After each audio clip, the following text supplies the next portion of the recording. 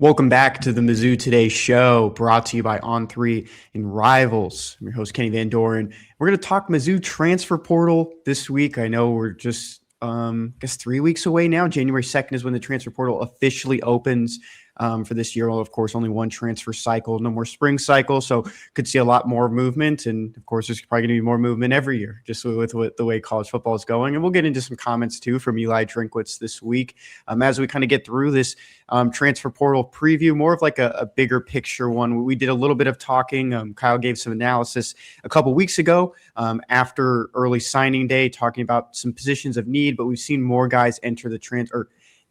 Announce intentions of entering the transfer portal next month. So we're going to go through position by position, Kyle, and we're just going to kind of, give an analysis on positions of need and where Mizzou could go. But of course, there could be more guys from this scholarship chart that we already have set up that could be entering the transfer portal that we just don't know yet. They haven't really come to a decision yet. So we'll start on the offensive side of the ball, Kyle. Looking at quarterback for the 2026 season, 3 guys eligible under scholarship. It actually is 4. Sam Horn would be the 4th one. We just don't really know yet what his intentions are, where he's going to go. We have him just not listed on there at the moment. I know that can probably be a little misleading to some. I know someone pointed out on the board, why isn't Sam Horn on there? We just don't know yet. We're kind of just in this little spot where, once he announces what's going to happen, if he plans on announcing anything, then we'll put him back on. Of course, he does have that contract with the Dodgers where he can go to spring training in the coming months, starting in late February. So we have Bo Pribula, last season of eligibility, 2026. Matt Zollers, last season of eligibility in 2028. And then signee Gavin Sidwar, 2030. All Pennsylvania guys. Of course, that we don't know if that will hold true. From what we've kind of heard, though, from people close to it, it seems more like, Matt Zollers would be the guy to stay. Of that group, if from just the trust that Mizzou had in him to step up for Bo Pribula, really didn't have any more options, especially scholarship wise when Bo Pribula went down with that ankle injury. But he is the future of the quarterback room, which is kind of crazy to say because outside of Brady Cook in the 2020 class, Mizzou hasn't had a high school signee be that star at the quarterback position. Nonetheless, under Eli Drinkwitz, because I think either way, Brady Cook was going to sign with Missouri if Drinkwitz or Barry Odom was the coach. So just looking at that, what are some of your takeaways and maybe where you're kind of thinking maybe the decision goes for Bo Pribula too, if he would decide to enter the transfer portal? Yeah, I'll start with Horn. I think there's almost no way he's back. I don't remember the exact situation with the Dodgers contract, but you got to think to come back and have a legitimate shot at being the starter, he would need to be back for spring ball. He would need to be at summer workouts. He would need to be there through fall camp. So the Dodgers would basically have to say it's okay for you to miss another full season and risk more significant injury possibilities. I just don't see that as a likely chance. Technically, though, he could have 2 years of eligibility left if he really wanted to, because it'd be a pretty easy sell to get another medical red shirt from this season. Only played 1 play and then missed the rest of the year. So we'll wait on that decision, but it seems pretty likely at this point that the decision, if he wants to keep his contract with the Dodgers, is he's going to go start his professional baseball career. When it comes to Bo Pribula, Eli Drinkwitz has talked a good bit about 2-year contracts, and it seems like Pribula was probably one of the guys who came in on one of those 2-year deals last year, or especially once rev share got implemented over the summer, he probably signed a 2-year deal to kind of take him through the end of his eligibility. It seems at this point like those 2-year contracts are not as secure, I guess, as Drinkwitz might have been hoping, just judging by some comments yesterday. He said he was kind of surprised by some of the guys who have entered the portal and that some of them were on 2-year contracts. I expect that means Javion Hilson and Marquise Davis and probably Joshua Manning. Seems like he's another guy where once rev share started, signed the 2-year deal, taken through the end of his eligibility. Time-wise, that makes a lot of sense. And all 3 of those guys are now in the portal with the likely repayment being a buyout from wherever they end up. So with Prabula, there's certainly a chance he goes in the portal. I think Drinkwitz talked about he expects there to be more guys to enter their name after the bowl game, which the timing of the portal this year, now that it starts in January, you can just play through this month, go to all the practices, play in the bowl game, and then enter, right?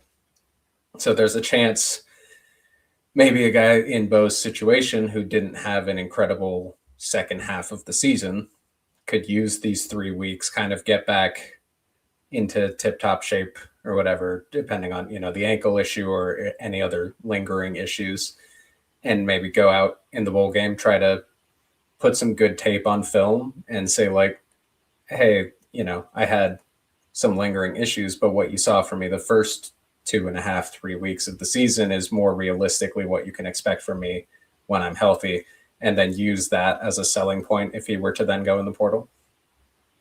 Either way, if all three of them stay, I think Mizzou needs to bring in at least one experienced option at the quarterback spot. I think you saw this year what only carrying 3 scholarship quarterbacks looks like.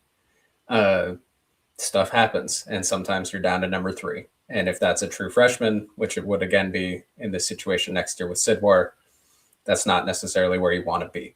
So especially with the extra 20 scholarships, I could see a Drew Pine-esque situation again this year where you bring in another guy who isn't necessarily expected to really compete for the starting job, but you give him the opportunity to prove himself through camp, through the summer and everything. And worst case scenario, he's, number 3 on the depth chart, but has some experience and can operate the offense if you need him to in an emergency situation. And in the case that, if Bo Prabula did enter the transfer portal, you'd hit a little bit bigger than that. You do have a returner, someone who played, I think, in 7 games total for Matt Zollers this year. 2 of those being starts, one of those being, a lot of snaps against Vanderbilt in the second half. But there's experience there, but you still want, more experienced quarterback. Like you mentioned, even in the 2026 class, they were looking at Rocco Marriott from Platte County. They were possibly trying to sign 2 scholarship quarterbacks from the high school ranks, just because you really ran into issues with depth. You can't rely too much on walk-ons just being your backups. And it's a good example of what comes in the future. With Sam Horn as well, football-wise, is a little bit comparable to Bryce Betcher, who's a linebacker at Oregon. He's currently under contract with Houston Astros. 12th round pick. He was a day 3 pick in the 2024 draft. Still under contract with the Astros. Possibility that he can go this next year. But they let him go play another year of football at Oregon. Probably wasn't what they wanted him to do, but I know that's not what they wanted him to do. I talked to people about it, and it's one of those cases where you can still sometimes go back. Baseball always kind of becomes that second fiddle. You've seen guys. I think Pat Connaughton was one of those in the basketball ranks who had opportunities to play baseball as well. The biggest one, Kyler Murray. Yeah, the biggest one of all of it, just being a first rounder in the top 10 picks for the then Oakland A's. So there's a lot of moving parts there. It's a little bit different, of course, with Sam Horn and just the injury history. You don't really want to lose any more years of athleticism from him. Okay. Do you have anything else?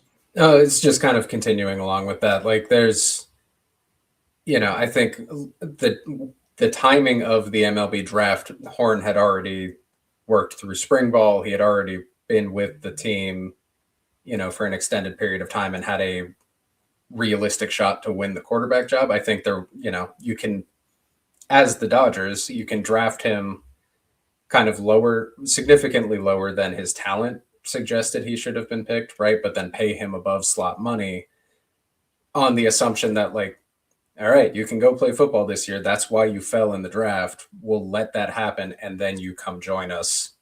That's why we'll pay you the extra money to sign this now instead of waiting until next year, going back into the MLB draft again and doing the same thing. So it seems I expect that the deal with the Dodgers was always go play one more year of football and then come be on the team. Of course, we don't really know, where his heart is at too. I mean, just the 2 season-ending injuries. He's never really gotten a chance in football. I mean, that was a sport where he was supposed to star as well. So you never really know where the headspace is. And I'm sure we'll get more of a clearer answer in the next couple months. It's just in that quarterback spot as well. It might behoove Missouri to even go down a level, maybe try to find a high-end Division II guy, a JUCO guy, just as more experienced depth. You've seen them do it before. A couple of years ago, just kind of getting a JUCO guy and bringing him in for a year, just to have another experienced and competent quarterback, especially from the practice ranks too. I mean, it just kind of it's not just that depth and just the insurance. Running backs. Of course, you mentioned Marquise Davis, Brendan Haygood, another freshman from that 2025 class, intending to enter the transfer portal. Sam Spiegelman reported a couple teams interested there as well early on today at Rivals. So if you want to check that out, it's on the front page of Mizzou Today. But running backs, DeVorce Jones, longtime Tiger. I know you're going to say, maybe this is finally it, Kyle, that maybe he does enter the transfer portal. Heck, I mean, he's been around this long. I don't really know. Ahmad Hardy had a good quote. He was asked about, teams possibly interacting with him, trying to entice him to enter the transfer portal. He said he's not really getting many calls right now to begin with, just because he believes that teams know that he's a Tiger. So, I mean, that's a good feeling probably for Missouri fans, especially for a guy that's probably anticipating to only play one more year of college football before entering the draft after next season, if everything goes as planned. Also in that 2027 eligibility bracket is Jamal Roberts. There was a good not a good update, but a very honest update from Eli Drinkwitz for Missouri fans. We'll get to that just after this next one with Maxwell Warner, 2030. God, man, 2030, last season of eligibility. And of course, Missouri is going after another running back right now in the 2026 class. If you lose two freshmen, makes sense. You want another young guy. Running backs coach Curtis Looper has looked at multiple, two running back classes for a long time. He had TJ Hodges until a couple days before signing day, when he and a bunch of other guys flipped and signed with Arkansas. So in that case, you probably want to go back and look at some other options, guys who didn't sign, maybe circle back on some other ones that have offers. And Deontay Shafee, who is a former Syracuse commit from, get this, Pennsylvania, is looking to officially visit Missouri the first weekend in January. But from that group, I mean, what really stands out, and what's the latest on Jamal Roberts?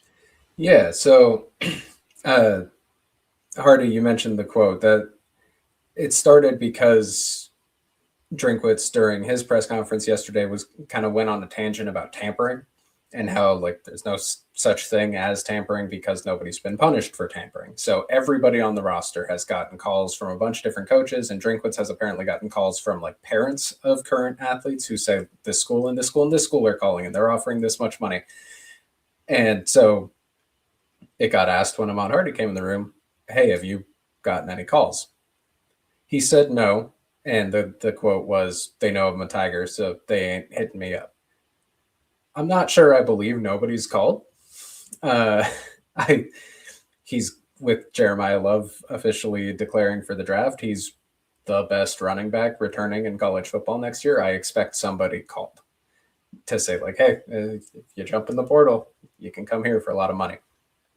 I also expect that Drinkwitz has talked a lot about these past couple of weeks since the final game of the season being a roster retention period specifically, and having conversations with everybody on the team to try to see what it will take to keep them around.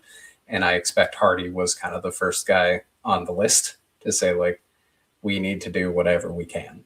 So he's the first one. We commit what we need to keep him here. I'll jump in, Kyle, for a second too, because I don't know if you remember this, but when Drinkwitz went on a radio show at some point and talked about Luther Burden in NIL, and it was Luther didn't show up to the NIL meeting with him, and he was worried about it. And it kind of seems like one of those cases where Luther said to him, Coach, I know you can figure it out. I mean, how much I'm worth, just get it done. Maybe it kind of feels like the same just on the quick comments from Ahmad Hardy, is that Missouri will try to figure it out, because that's the engine of your offense. I mean, you can't lose Ahmad Hardy. Of course, Jamal Roberts had a great year right behind him, but it's one of those generational running backs, and feels like it's kind of happening every other year with Curtis Looper at this point. Yeah, I mean, I completely agree. And I think there might have been a little – I was surprised that question got asked, because I don't think any player would say they're actively fielding calls from other teams. I don't think that's something they'd be willing to talk about. So I expect that the initial response of no one's called was kind of media speak. The second part, the they know I'm a Tiger, is a legitimate answer and a good one for Mizzou fans to hear. I expect that means he's gotten his deal done and is sticking around, which then led up to Drinkwitz. Well, you take a step back in the press conference, but that led to Drinkwitz making a plea basically to keep Jamal Roberts around, because the way revenue sharing works is there's a hard cap and that money has to be allocated throughout the roster. So the team, the way Drinkwitz has described it, has basically slotted money per position. Number 1 running back gets X amount. Number 2 running back gets Y amount. Number 3 running back gets Z amount. We don't know what those amounts are. And maybe that, involves a little bit of adjusting because you have a guy like Ahmad Hardy. But if that money, if you work over that slot amount at one position, that money has to come from somewhere else. So you can't just throw an extra $100,000 toward Jamal Roberts just because. He has to kind of accept running back 2 slot money if you're going to keep him around, unless he gets a third-party NIL deal, which is what Drinkwitz was making the plea for, because he's a St. Louis kid. He said, hey, if anyone in St. Louis has a third-party NIL deal they want to make with Jamal Roberts to keep him here, we'd love to keep him here.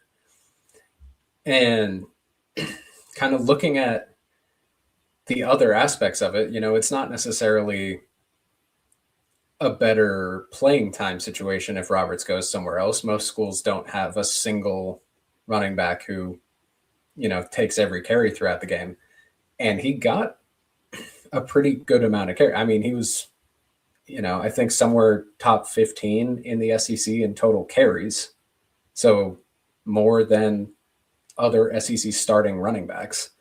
I think he was flirting with the top 10 in rushing yards basically all year. I mean, I think he dropped a bit out of it by the end of the year, but the opportunity for carries is there.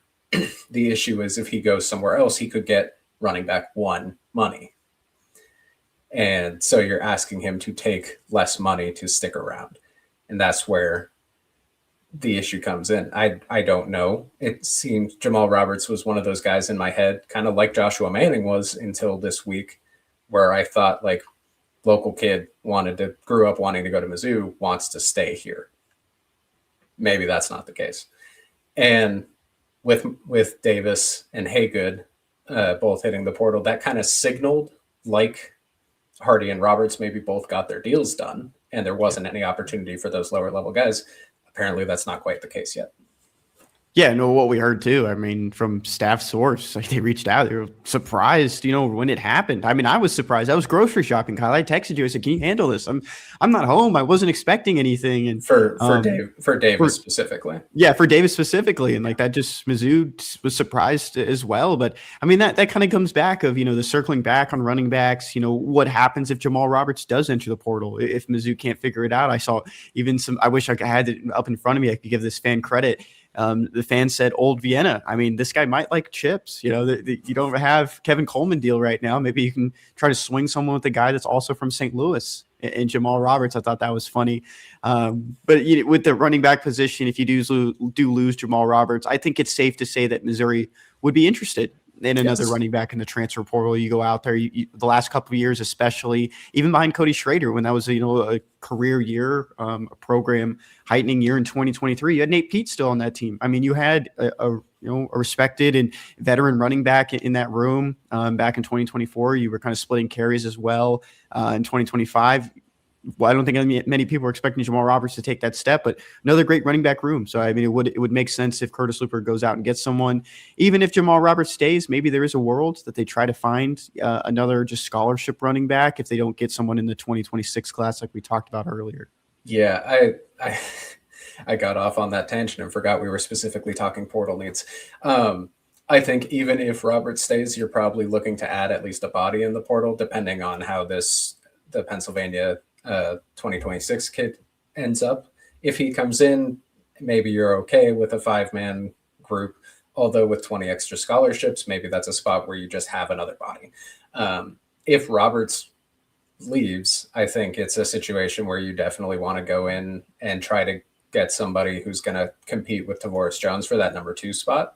I think Mizzou showed well enough this year that Ahmad Hardy will get his carries, and he doesn't need to be the only guy in the backfield because the pair worked fantastically. Hardy by himself is very effective, but you don't want to wear him down. Basically, his style involves so much contact. You can't have him carry the ball 30 times a game because a body can't hold up to that. So you bring him down to 20 carries a game. You have someone else take 10. They need that second back. So if Roberts does leave, I expect a portal addition to try to compete with Tavoris Jones for that number 2. It's all kind of, things can change next couple of weeks.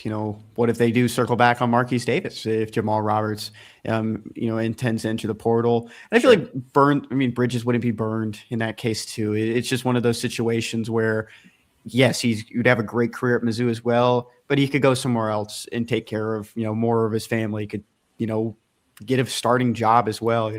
I don't think it would be no harm in that decision.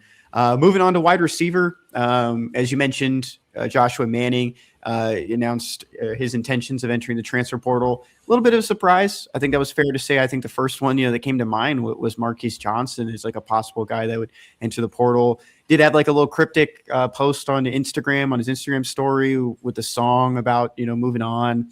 No news right now about it. For all we know, could stick around at Mizzou. Legacy, of course. Dad played defensive back in the early 2000s, was very supportive of Mizzou. Just did not have the season I think he or many expected after a great week 1. The week 1 was it felt like he was just picking up right where he left off in the bowl game. Incredible bowl game performance too against Iowa in the Music City Bowl. But still listed in that 2026 group with Daniel Blood. In the 2028 group, Donovan Alubade and Demarion Folks, 2 guys who didn't redshirt from their freshman seasons. Folks was injured near the end of the season, but did a lot of work on special teams. Sean Terry II, more of a slot option for Missouri in the future, 2029. And then the 2 freshmen that signed in the 2026 class. With Missouri was looking for a third one. They like those 3-man wide receiver classes, but Jabari Brady and Devion Hill-Lomax, 2 guys on the larger side, a lot taller, 6'3" and above. Of that group, of course, you're losing 2 starters, Joshua Manning and Kevin Coleman Jr. We know that that's going to be a huge need in the transfer portal. Probably 2 wide receivers trying to take over some of the starting spots as some other guys get up to speed. You can, assume that Donovan Alubade would be one of your starters. Marquise Johnson returns, probably another guy that's going to see significant snaps and probably be one of the starters again. Just depending on who you target. Of course, we don't really have many names right now. We can go and probably look at some of the guys that maybe some coaches are following. But from there, Kyle, what are your quick takeaways on the wide receiver group? Yeah, I think there's still a probably pretty good chance that Marquise will transfer. Although if he was also surprised by Josh Manning leaving, then that does open up the possibility to return to the starting lineup immediately and kind of take on a more important role again. So maybe that changes the calculus in his mind. I think just bodies wise, you have to add to the receiver room. When you're bringing in 2 in the class and you lose Coleman, Manning, Xavier Lloyd, Logan Muckey, who played a bigger role than most walk-ons do. Even just that's losing 4 guys and only bringing in 2. So you need multiple bodies just to have the same amount of players active at the position group. I think probably at least one of those additions needs to be a starting quality guy. It depends on what Mizzou wants to do with the slot position. That was kind of activated 2023 Luther Burden by moving him into the slot after 2022 once Dominic Lovett left. Maybe that's something you want to do with that group of freshmen who came in last year, and then you're bringing in a starter to play outside. I think Donovan Alubade's skill set plays best outside, just as the contested catch downfield type of guy. So I would leave him out there, I think. With Johnson, his route tree just didn't quite seem like inside would be the best spot for him. I don't know. But I think right now you'd probably be looking at bringing in at least a starting quality slot, unless you think Sean Terry or maybe Demarion Folks can really take that jump up. But definitely multiple bodies. Yeah, and with that wide receiver room too, I mean, just one last thought. And the name Daniel Blood, I mean, it might be in that category of Tavares Jones. He's been around for a while. He played, more than 4 games the last 3 years. He's been more of a reserve guy. But he's also like spoken. I mean, you spoke to him when they went for the trip to Jamaica. I mean, he's just kind of been a Mizzou guy for a while now. He was a late addition in the 2023 class, originally committed to Louisiana. Comes from a great high school, Louisiana Destrehan, who's produced not just wide receivers. I mean, you talk about Justin Jefferson as being one of the biggest names. It's just a football factory as well. A lot of guys going to LSU too. That may be one, if things were to happen and, he wanted to go elsewhere. It feels like another one that Mizzou would understand. And I think that's where my mind kind of goes. I think he's done, a good job. He had a great catch against LSU. He's been kind of a guy that just jumps out of nowhere and just gets a good catch on third down here or there, but I think he's been great depth for Missouri the last couple of years. Kind of feels like a Mekhi Miller comp to me, probably a little bit less production than Miller had over his couple of years in Columbia, but similarly, could take a step down competition-wise and be a really good player. But the room loves him. I mean, Drinkwitz loves him. The other receivers have talked about him very highly as kind of a glue guy type of culture guy. So I think Mizzou is better off if he stays, but he is probably a little bit better off if he goes somewhere else. Yeah, I mean, might be a guy too. Maybe the grass is just greener in Missouri. You just don't know. And don't really get many chances to talk to Daniel Blood, but there is a fun video if you guys go on the Mizzou football accounts. They did a lot of shopping for Coyote Hill. There's some good ones of Daniel Blood in there as well and some other guys. So do recommend that. Back to the positions, tight ends. Jordan Harris, Brett Norfleet, Gavin Hoffman, Jude James, Dakota Terrell, and Isaac Jensen. I'll go back through it with the seasons of eligibility. Isaac Jensen, the signee in the 2026 class, 2030. Dakota Terrell, who did not play in more than 4 games this season, retained a red shirt. More of like a development piece, just because he's a very raw player, but he has so many athleticism and athletic skills to him. Was a good basketball player, got into football recruiting a little bit later, but Missouri liked him and added him late in that 2025 class. Jude James, who surfaced as a good replacement and probably a guy that will take over for Brett Norfleet next year, or I guess in the 2027 season, but probably will still see some good significant run in the bowl game with Brett Norfleet out after having shoulder surgery. Gavin Hoffman, who came over from Iowa 2028 in that same bracket as Jude James. And then, of course, Jordan Harris, Brett Norfleet, both in that 2023 class, now in their final season of eligibility in 2026. Been a good tandem when they're healthy. We don't really know. I mean, it doesn't seem like they would go after, a tight end right now. I don't think you really want anyone to take a step forward and maybe just replace Jude James if you go out there and get it. Because I think Jude James showed a lot this past season as a redshirt freshman, as a guy you can count on.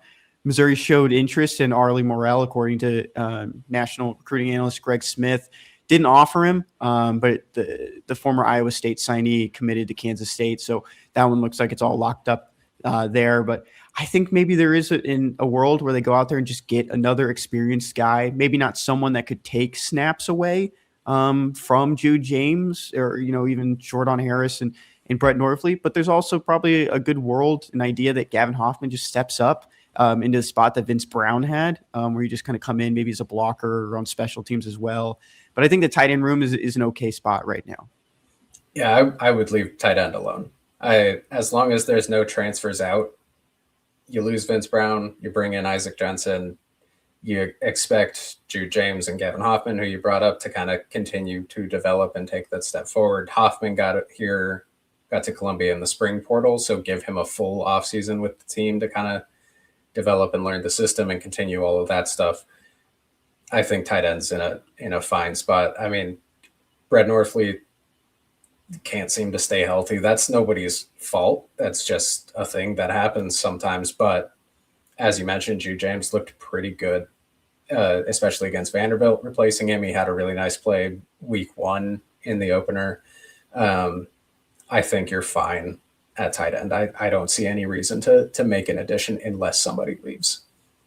Maybe there's a world too where if they're both done in 2028, you have Gavin Hoffman and Jude James. Everything kind of works out for that tight end room. Those two guys just take the spots of Jordan Harris and Brett Norfleet. As long as you can kind of promise them that, just kind of keep developing, keep working behind these guys, because Gavin Hoffman has proven to be a blocker as well, especially late in the season. We saw him on the field a little bit more. Maybe he goes in and be that Jordan Harris guy who can still catch the ball, but is a really good blocker as well. I mean, there's tight ends that embrace that role, and maybe he's a guy that can do it, and Jude James can be that weapon like Brett Norfleet. Went to the same high school, both Francis Howell guys in St. Charles. So there's got to be some connection there. Of course, there's a connection, but in that 2027 class, Francis Howell Central, Jack Brown also knows those guys well. So probably trying to keep those roots in St. Charles. Offensive linemen, man, there's a lot of guys on this list. I'll go through them all. Should I go through them all? How about just name, like, here's all the 2026 guys, here's the 2027 guys, 2028 guys, and then just read them off in a list like that. Kyle, that's why you have the senior editor title. That's why. The 2026 guys: Jalen Early, Dominic Jadice, Caden Green, Curtis Piegler, Javen Richardson, and Tristan Wilson. Only two guys in that group are tackles. I mean, Jalen Early has been pretty versatile in his career, can play everywhere, but Green and Richardson are your tackles there. And Green's a guy that maybe has NFL aspirations as well, but still waiting on those reports back about his draft status. 2027, Logan Reichert, Brandon Solis, who got a good shout from Drinkwitz in fall camp. Johnny Williams, transfer from West Virginia. Logan Reichert is that interior option there. He's been around Missouri for a long time now, just hasn't broken through. 2028, two guys, Whit Hafer, Ryan Justice, both in-state guys. Whit Hafer has the Missouri ties with his, I believe, uncle playing basketball at Missouri, moved from tight end to offensive tackle. Got some rave reviews, too, from some teammates and offensive line coach Brandon Jones in fall camp. 2029, good group from that 2025 class, and Henry Fanuku, Keaton Jones, and Jack Lang. Jack Lang being the only offensive tackle in that group. 2030, five guys in the 2026 class for Missouri: Brandon Anderson, Khalif Canty Jr., Braylon Ellison, Johnny Jones Jr., and Bryson Wessel. A lot of those guys probably will sit behind, but I think two that might make more of a quick impact than others might be Khalif Canty Jr. and Johnny Jones Jr., Jones being the more heralded recruits. And I've been in the camp that Khalif Canty is more of the hidden gem. It could be that future freak that they talk about at the Athletic, very athletic offensive lineman. I feel like he could be in that category. But hit me on what you think Mizzou should do. Okay, I'll start off with, for people who have been following along with the show, the past month or two and haven't seen our updates on the site, I have been wrong about Dominic Jadice's eligibility. Eligibility is tough. He spent 4 years, or I think 5 years at Michigan, and then a year in Columbia. I thought he was done after this year. He has one more year. We have both confirmed that with different sources within the program. So the Tigers could have Caden Green, Jadice, and Curtis Piegler back from this year's starting group next year. As you mentioned, there's a non-zero chance that Caden Green goes to the NFL this year. He is still projected moderately highly as a guard option. I think a lot of draft analysts see him more as a guard long-term than as a tackle. I haven't checked in about where exactly he's being mocked recently. I don't think it's as high as he was projected to be at the start of the season, right? So there's it could go either way for him specifically. If Mizzou was to bring those three back, that means you're replacing center and right tackle again. Center right now, it seems like Tristan Wilson's the guy who's in position there. He was the backup all year at center and at both interior guard spots. Has been developing for a long time, was in the battle to start at right guard with Piegler. I think they're probably looking at the option for him there. Henry Fanuku also really impressed people in camp last summer as a center. So maybe he's a guy who, as a redshirt freshman, is ready to try to compete for the job. We'll see. Right tackle. We'll see. I mean, there are some options there, certainly, right? Because you could have one of the young guys, maybe Jack Lang is ready to go. Maybe Whit Hafer, as you mentioned, got rave reviews all through camp last year. really, really impressed people. Maybe another offseason as a true offensive lineman instead of a tight end gets him in position to be ready to go there. Maybe you switch Johnny Williams over to right tackle because his, part of what you got him out of the portal for last year was the long-term developmental potential. So there are options within the team already.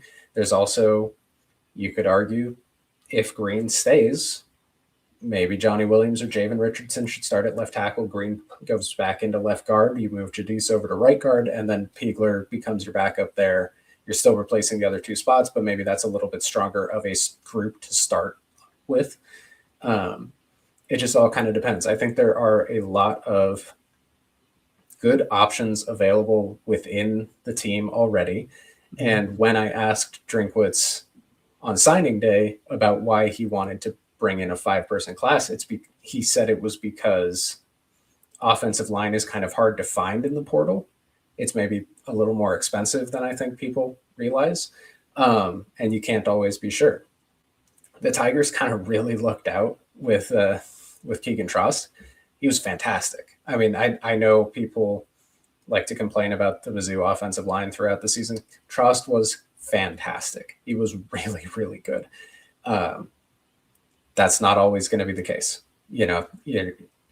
So you're not just going to luck into another really, really strong right tackle and kind of keep that rolling. Sometimes you have to make internal developmental progress with the guys who are already on roster.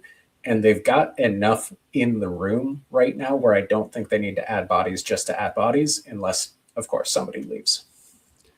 There could be, maybe a world where we maybe see one or two guys. I think two would be a good, projection, because we just don't know. There hasn't been any indication any of these guys are transferring yet. We don't know. I'm actually looking up at my just got a Hayes Fawcett notification that Carius Kern, who was a Mizzou target in the 2025 class, plans to enter the transfer portal. He was at LSU, true freshman.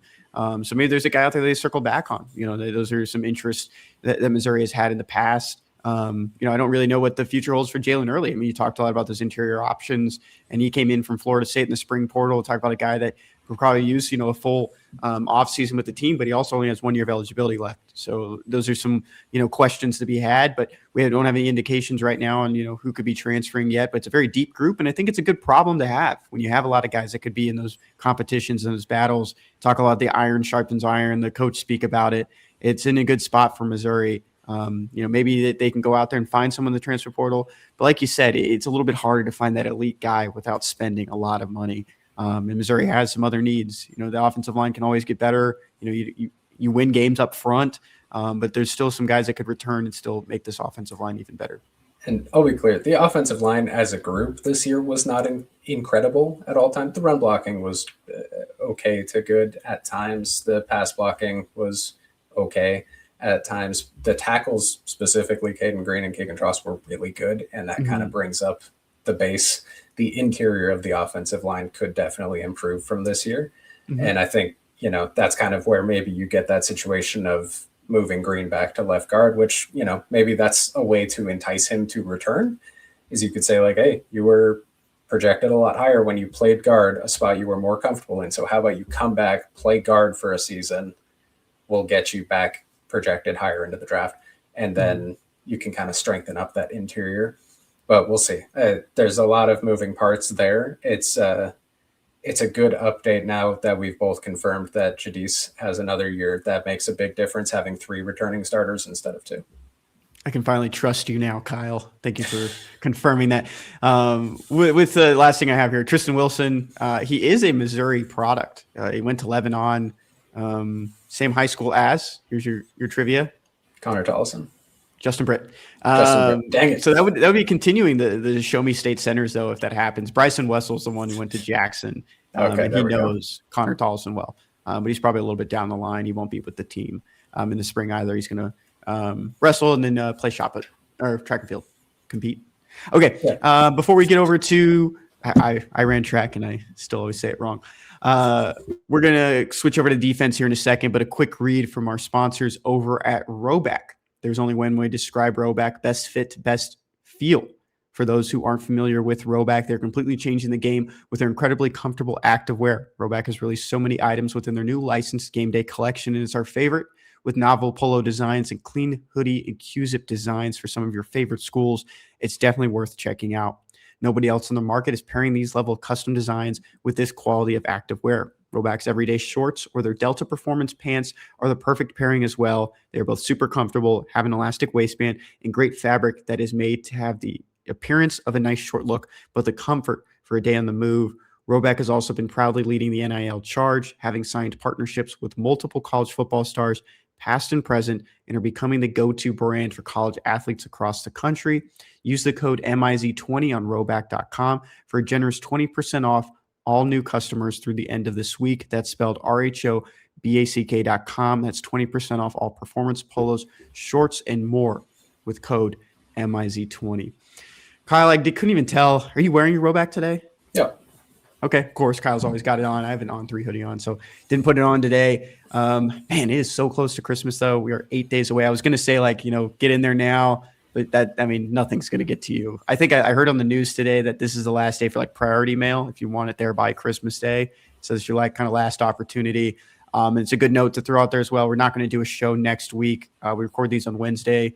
Kyle's running away from the grind. No, he deserves a day off. So we're not going to do a show on Christmas Eve. Well, we'll be back in the new year. So this is actually no. Well, should we do one on New Year's Eve? I feel like we should. Sure. We'll do one New Year's Eve. So we'll see you guys one more time in 2025. Okay, back to transfer analysis. This one's a little bit longer too because I didn't break these up when I made the scholarship chart for 2026, Kyle. But defensive line, we'll go through just all of them as a whole. And then I'll ask you just quick on just defensive tackle and defensive end. We'll start off with Javion Hilson. Was a little bit of a surprised one that Drinkwitz just dropped it during the press conference on Tuesday. Talk about a long press conference too with a lot of stuff that came out of it. I mean, a lot of really good stuff. Yes, I had some friends asking why did he do that? It's he hasn't spoken, especially I think the last time he spoke to you guys in person was National Signing Day. So a good opportunity to just get everything out there. A lot happened as well. He touched on Kirby Moore, of course, Zion Young arrest with alleged DWI and kind of cleaned some things up there, everything else going on, and really just talked a lot about the transfer portal. I think he's gotten a lot better too. I think Drinkwitz as a whole has really given a lot of insight and tried to pull the curtain back for a lot of people. Which no journalist is going to complain about that. So 2026, last season of eligibility for Marquise Gracial. I'll say end and tackle so you guys know. So Marquise Gracial, tackle. Nate Johnson, end. Langdon Kitchen, end. Jalen Marshall, tackle. Darius Smith, end. And Damon Wilson, the second end. Still waiting for his draft report to come back, but he does have projections to go in the first round, of course. Sam Williams is the only 2027 guy as a tackle. 2028's Justin Bodford, DeMarcus Johnson, Elias Williams, and Bodford being the tackles, Johnson being the end that they signed out of the JUCO ranks. Redshirted this past season, so kept another year of eligibility. Very familiar with Brian Early. Good relationship there from their time when they were both at Houston. DeMarcus Johnson did commit there, but he ended up going into the JUCO ranks, a school that a lot of people know. Is it Hutchinson? Yeah, yep. Hutchinson.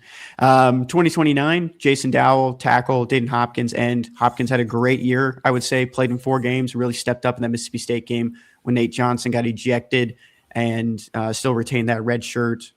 In-state guy, Brian Early, raved about. 2030, only guy that was signed in the 2026 class as a tackle was Taj Overton. What do you kind of take from there? I know they'll probably have to address the interior of that defensive line. But if Damon Wilson returns and doesn't go to the NFL draft, where does the end room go from there? The end room is great if Damon Wilson returns. I mean, a starting group of Damon and Darius Smith, and then Nate Johnson and Langdon Kitchen probably as your primary backups. That's a solid rotation. Dayton Hopkins too. I mean, I would say that. So yeah. I was going to bring him up too. Yeah. I expect part of why Javion Hilson decided to transfer is he got a little bit outplayed by Dayton Hopkins, especially like you mentioned the Mississippi State game. Dayton looked fantastic. I mean, he looked really, really good. Like he's ready for a bigger role within the rotation. So yeah, I expect if those 5 are all there, that's a great room. I don't get why Damon Wilson would return. He's being projected as high as like the number 25 pick or so. I think that's the highest I've seen him. If he's getting surefire first round grades and mocks, that's usually the sign that somebody's not coming back. Like, that's too much money to turn down, even when you're making money in college, right? So if he's gone, the starting group of Darius and Nate Johnson / Langdon Kitchen with Dayton as the fourth is still a good group, but you probably want a fifth guy in there, a starter rotational level type of guy. And then I think DeMarcus Johnson is the only other guy in the group right now. So you got a 6-deep room. You probably want another body or two in there just for depth purposes. So I expect, if Damon returns, probably one addition to the room that's specifically depth. If Damon Wilson declares for the draft and nobody else transfers, then probably 2 additions. One that's kind of rotational level and one that's depth. If there are other transfers out, obviously that changes the math. At defensive tackle, you're probably going to have to attack the portal and bring in at least one starter to pair with Marquise Gracial. Justin Marshall? Jalen Marshall, thank you. Justin Bodford was the other name in my head. Jalen Marshall is probably who you're expecting to be ready to take a step up into the rotation. But even then, asking him to be a starter is a big jump from where he was. Similar to what Gracial did this year. So not out of the blue or, unrealistic, but a big step up. And then even then you'd be asking 2 guys who have barely played out of anyone in the rest of the group to become rotational level guys. So you got to bring in at least one rotational guy, probably 2, just to pair with Gracial and Marshall specifically. Maybe you can go get one and expect, one of the Williamses to step into a real role, or Bodford or whoever else out of that group. But there's losing Chris McClellan and Sterling Webb and Braylon Henderson is just a lot of experience going out the door all at the same time. I feel like Jalen Marshall would be that good type to fill that Webb role. When you talk about more of the unheralded linemen, and defensive tackles are so unheralded. Like, the more you probably don't hear their names. Maybe sometimes it's a good thing because they're not screwing up. But Chris McClellan, was a revelation for that defensive line. He just kind of bolstered a position group that was really good to begin with before he came over from Florida. And that 2022 team, it was so deep. He came in 2023 and made it even better, and then had a great 2024 as well. Going to the Senior Bowl, just all around, I think, go out there and try to find a guy that just did the same thing as him. If you can get someone from the SEC ranks, I think that's a win as well. So looking at that too, Kyle, with the defensive end room, defensive tackles, will it be better the next year? Is there a possibility that this defensive line can take a step forward? We just don't know, who those guys that will be out there yet. And I think there's a lot of trust in Brian Early. I think when you talk about the instant impact guys from the 2025 class, probably not a lot, but maybe DeMarcus Johnson. We'll see a good amount of run with only three years of eligibility left when he comes in. Do you think there's a world where some of these guys step up and try to elevate that defensive line, which was probably the best unit for Missouri?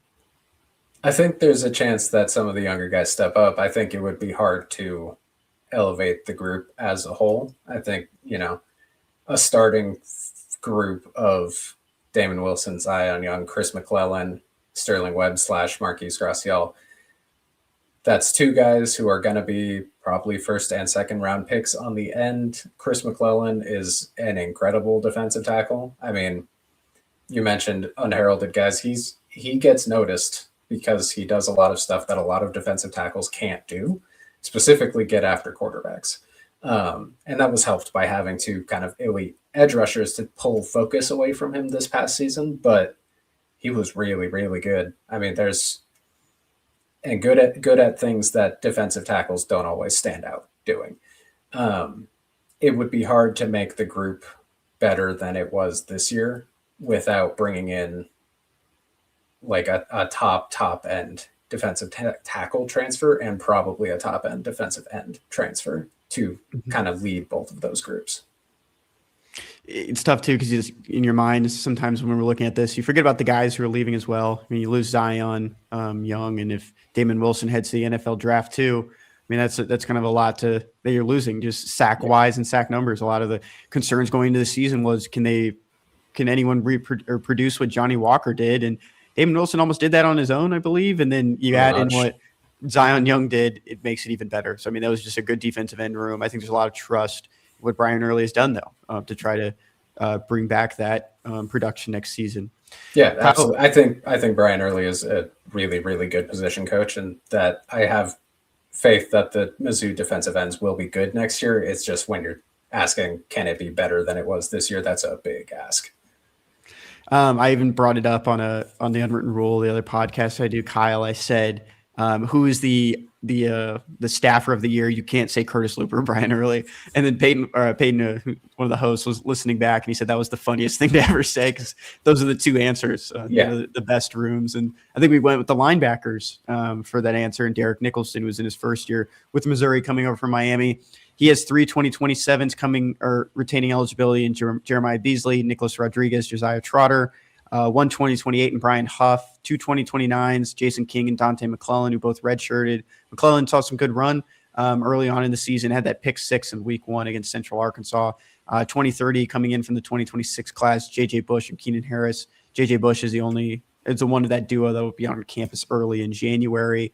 I think linebacker will be a position to target. I think you're still just waiting on Josiah Trotter, who's going to miss the bowl game with a knee injury that he suffered against Arkansas. They're just going to hold him out. I don't see, a reason to really push that. So you're waiting on, Josiah Trotter. He does have, draft grades, from analysts, not necessarily from the NFL draft, but saying that he should go in maybe one of those top 3 or 4 rounds. But for you, Kyle, where's the future just for linebacker, especially with the transfer portal coming up? So Trotter, in my mind, is closer to Caden Green than Damon Wilson when it comes to declaring for the draft. I think he's a guy who could benefit a lot from another year of being really good in college. He was fantastic this year, and it wouldn't shock me if he leaves. I think he's got sky-high potential, and as a middle linebacker, there's really only so high you can climb in the draft. The NFL just doesn't value middle linebacker the way it does like edge rushers or other skill positions on offense or on defense. Like, it's just a slightly lower valued position. So maybe this is, if he's projected as one of the better middle linebackers in the class this year, go take it. If he returns and you have him and Nick Rodriguez back, I think that's a pretty good base of the room to start with. Jeremiah Beasley is a very talented younger guy. And then by the end of the year, it was kind of a rotation of just Trotter and Rodriguez at certain points. Khalil Jacobs still worked in regularly. Tristan Newsom's role kind of dipped a lot. So it was a 4-man rotation throughout most of the season, but then by the last 3-ish games, it was kind of like a 2.5-man rotation. I might be slightly misremembering. That might be colored by Arkansas specifically, where it was mostly just Trotter and Rodriguez. But I think if you have those two back, that's a pretty solid base to work around, and then you could probably rely on internal development to fill the 2 backup roles, probably with Beasley and then one of the other younger guys, like a Dante McClellan, filling in as the 4th. If Trotter declares, then yeah, you probably need to hit the portal and bring in a starting level guy. And linebacker's been a spot where Mizzou's led by a transfer for a long time. I mean, Trotter this year, Hopper, Corey Flagg, it's been a good handful of years now where that middle linebacker spot has come through the transfer portal for Mizzou, or at least the key guy in that spot. So it wouldn't shock me. I mean, if Trotter returns, then it's still Trotter next year. So either way, that's probably the case. But if he declares, it wouldn't shock me if they go out and try to attack that spot for a starter at that position again.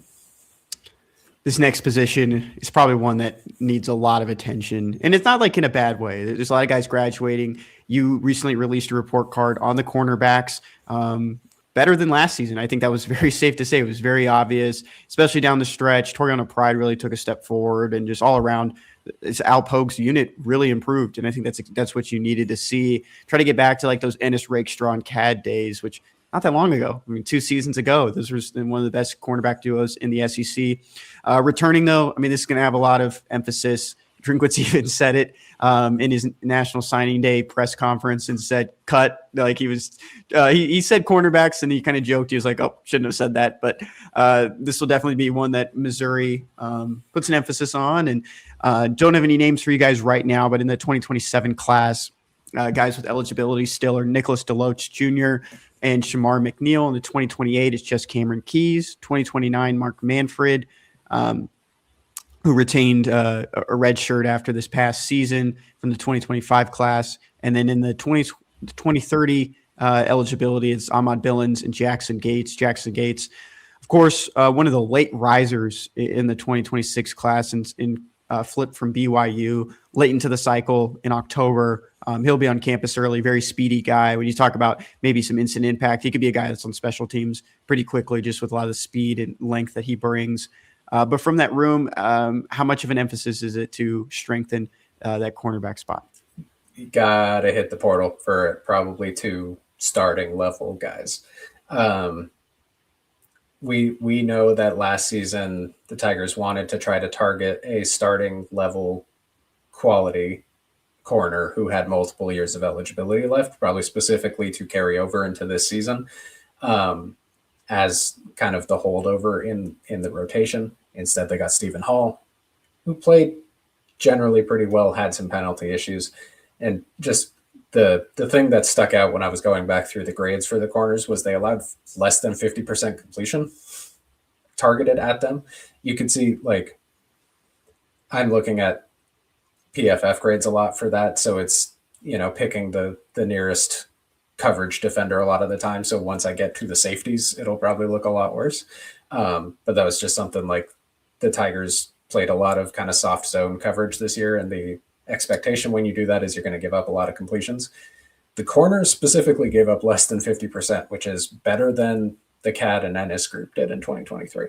They had less batted passes and less interceptions and less all of the other stuff, but better completion percentage against. Yeah, and that might be in part too. I mean, it was just a pretty strong cornerback room. You're saying that the CAD one had the stats were lower, right? The CAD and Ennis group had more interceptions, more batted passes, more like all of the other stuff, but allowed like 53% completion rate against. And this year's group allowed like 47% completion against.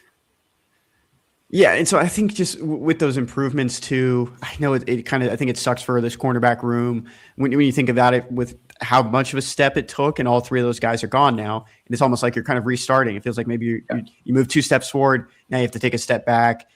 You've heard some of these other names pop up. Shamar McNeil popped up a little bit as a guy that they've been wanting to see kind of break through. He chose Missouri over North Carolina State in the 2023 class. I mean, NC State was trying to pull him away.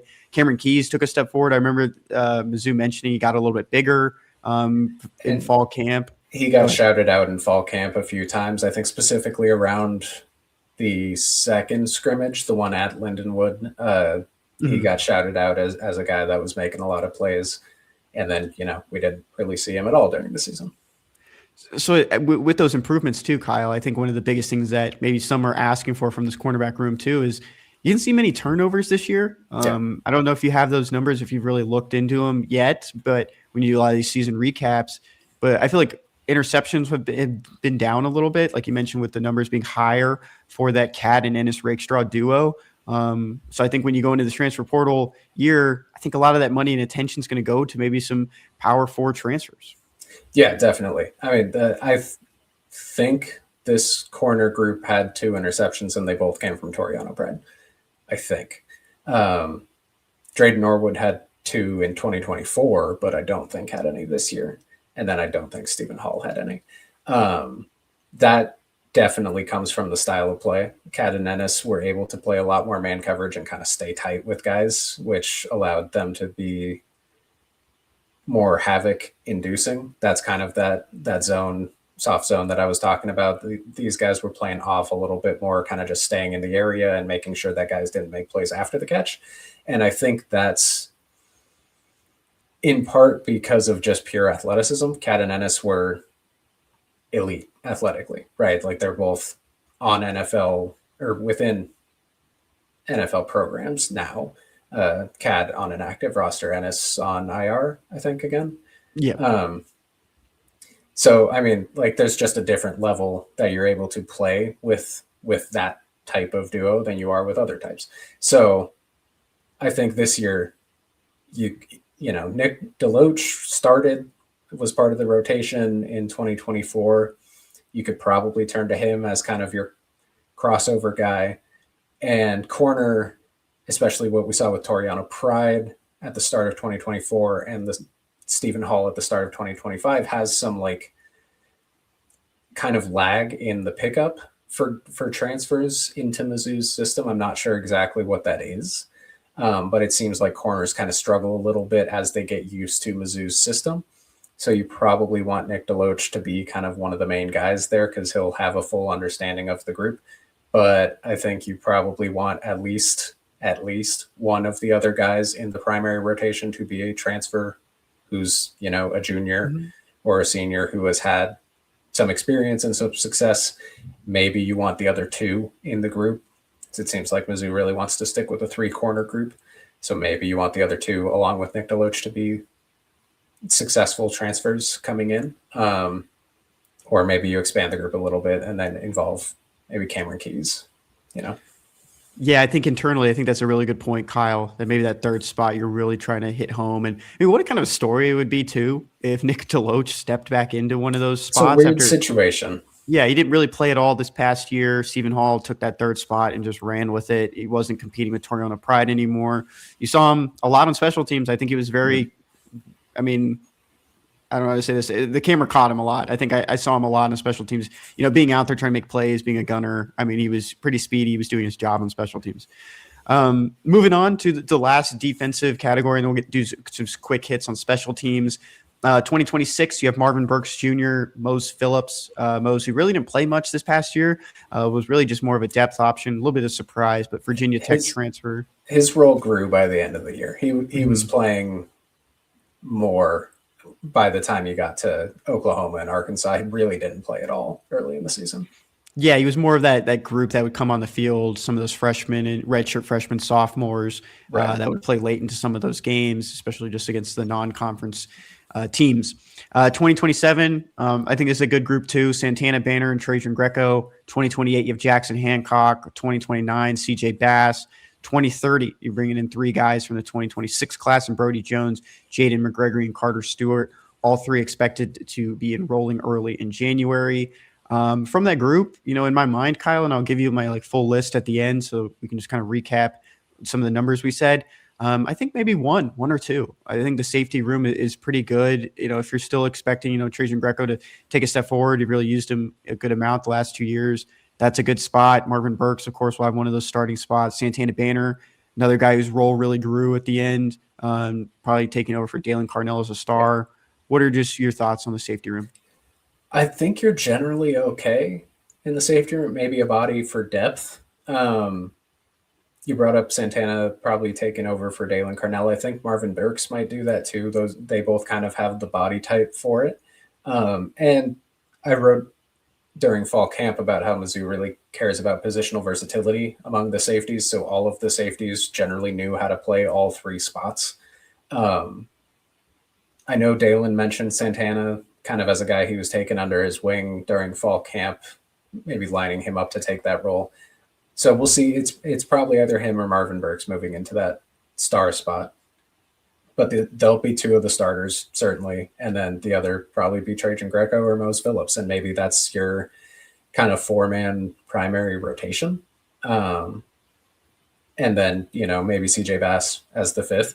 I think you're generally okay. Mizzou, like we talked about with corner, wanted to go out and get guys who both had experience but had multiple years of eligibility left. They did that with Mose Phillips and Santana Banner in the safety room. That was specifically why they went after those two.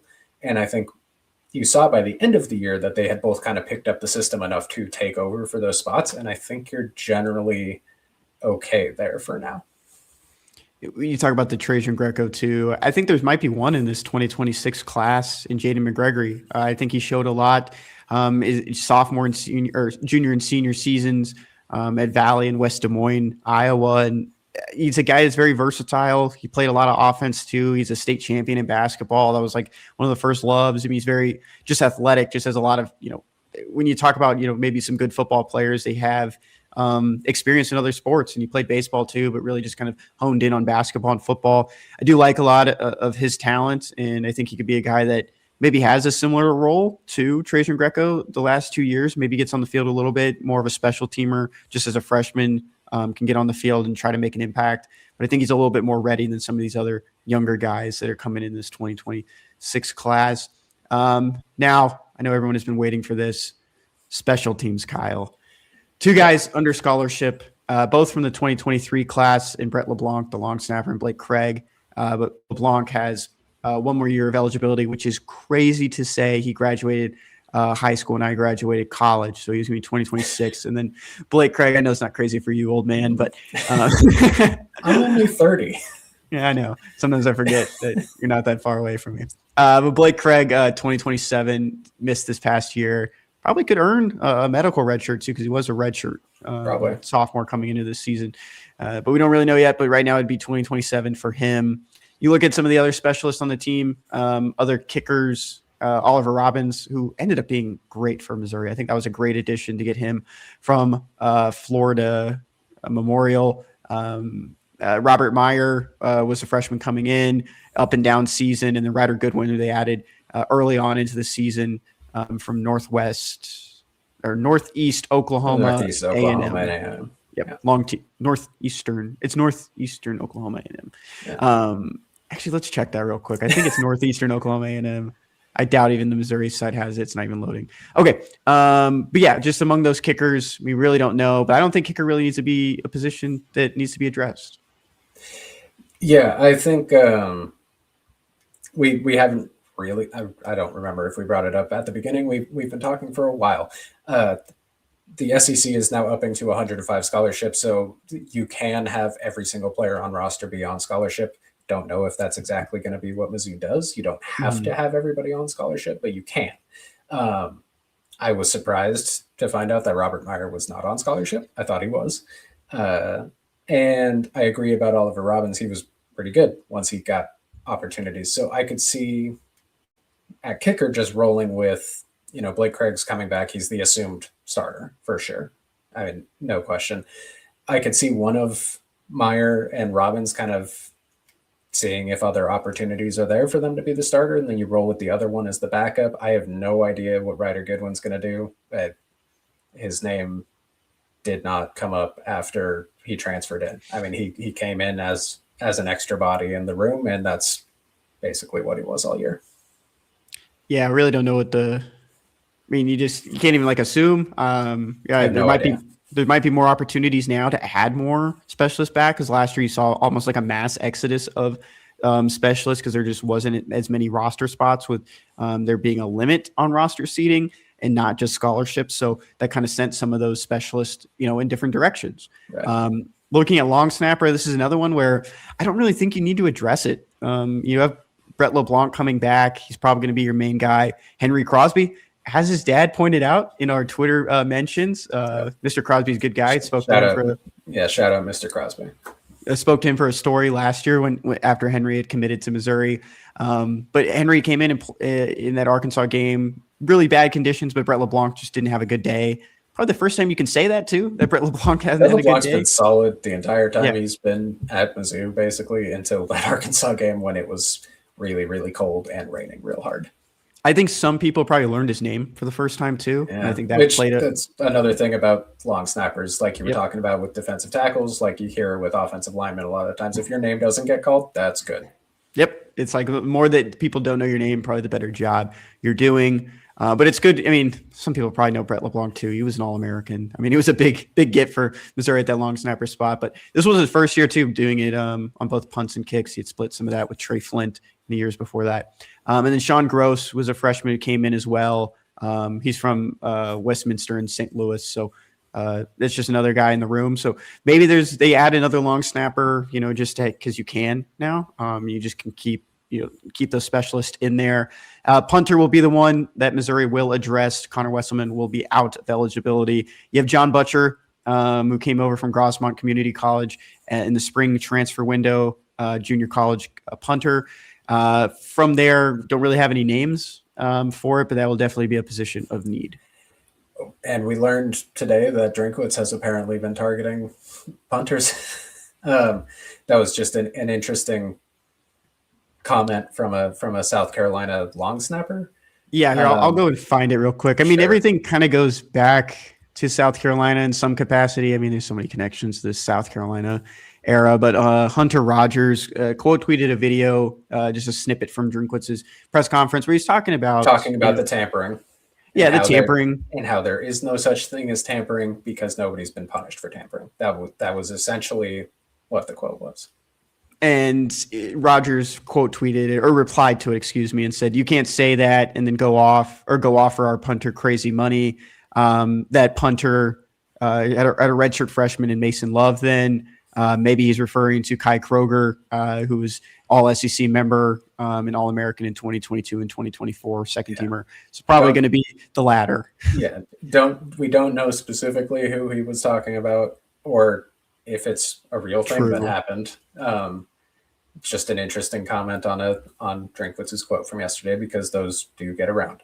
The Tigers are going to need a new punter. I mean, even if Wesselman had more eligibility, I think you probably need to go look for a punter in the portal anyways.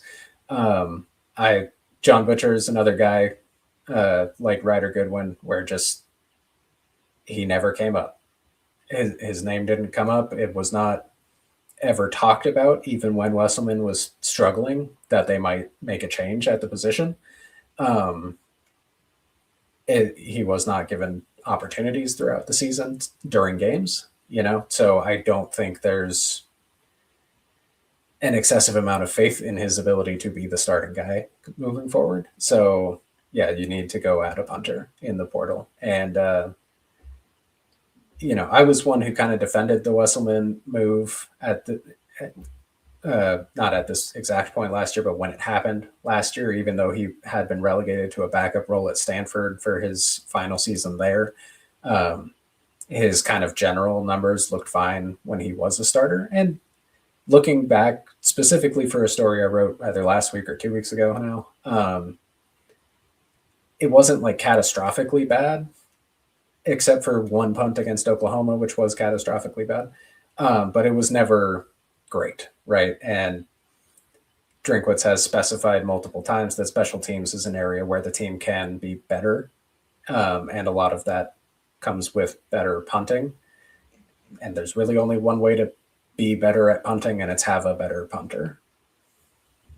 Going back, I think you hit the nail on the head too. Maybe special teams is probably going to get a deeper view this year as well. I mean, there's probably going to be some changes that, just to strengthen that room going forward, you really have to hit on the punter too.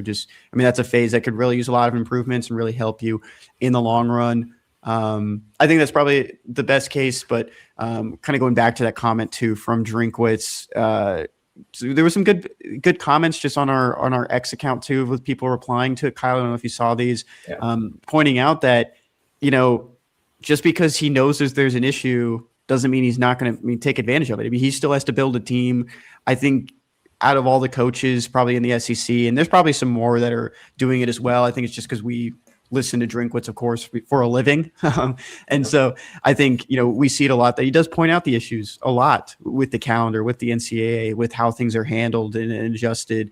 But just because, he notices it doesn't mean he can't take advantage of it. He still has to do everything he can to beat the team that's behind and beat the team that's in front of him, be better than the Auburns, the Kentuckys, the Tennessees of the world, some teams that have been more on par with you in recent years, and you keep wanting to take that step forward. You still have to do it. Looking back, Kyle, like I said, I would mention some of those transfer needs. This is what I texted you, I believe, yesterday. Yeah, yesterday morning. I said 2 defensive tackles, 2 cornerbacks. I put a question mark in front of the offensive lineman, one punter, 1 quarterback, depending on what the outcome is, 1 running back, depending on where things go there. But I think that one's for sure that you might get another guy, at least 1 safety and 2 wide receivers. And it felt like wide receiver and cornerbacks were the 2, like 1A, 1B that you want to address. And then defensive tackles would be right behind it. We talked about it, probably 1 to 2 offensive linemen. Just really kind of depends on who's out there and how you're going to adjust that offensive line. But any final thoughts just on all we talked about? If I were to rank primary positions of need right now, I would say corner number 1, linebacker number 2. If Josiah Trotter leaves, if he stays, then I'd put defensive tackle number 2 probably. And then probably receiver number 3, with punter kind of trying to fight its way in there.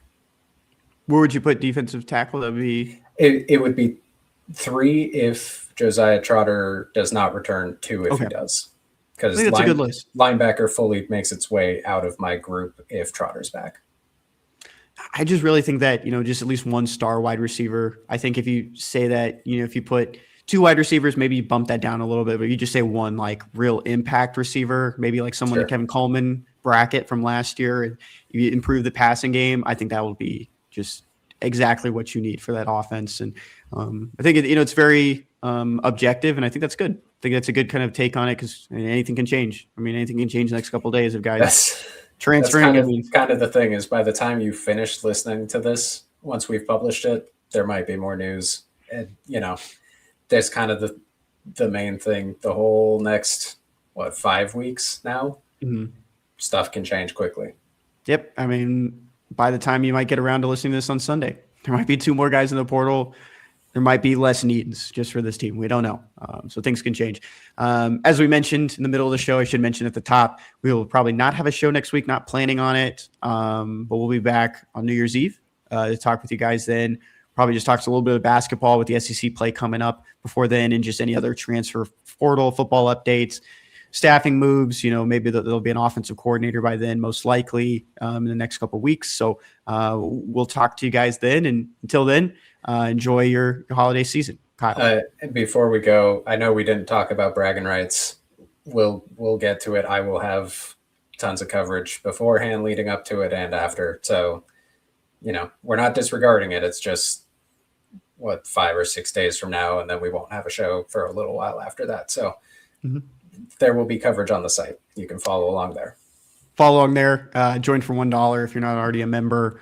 Kyle on X, Kyle_MCAREAVY, Kyle McAreavy. You can follow him there, get all of his updates, and we'll be posting everything to the Mizzou Today X account, Facebook, Instagram, anywhere you like it. It'll be there. We will see you guys next week. Enjoy some of your time off. Enjoy the holiday season. We will see you then. Enjoy the Gator Bowl. Yeah, we won't be on again until after the Gator Bowl. About the Gator Bowl. Yeah, I mean, we've done some previews for the Gator Bowl. Anything else that comes up, Kyle will have you covered. We will see you guys then.